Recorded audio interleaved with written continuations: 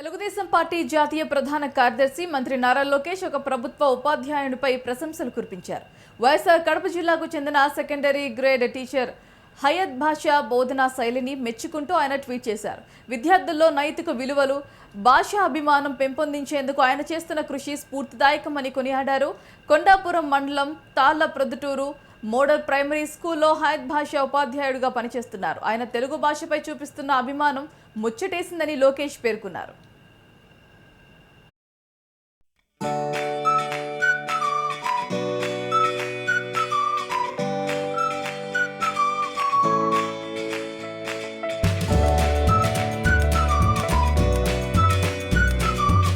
పిలమనరాదు కొంచెముండు తెల్ల కొదువ కాదు కొండాద్దమందు కొంచెమై ఉండదా విశ్వదాభిరామ వినురవేమ అర్ధవంతు సొమ్ము నాశించు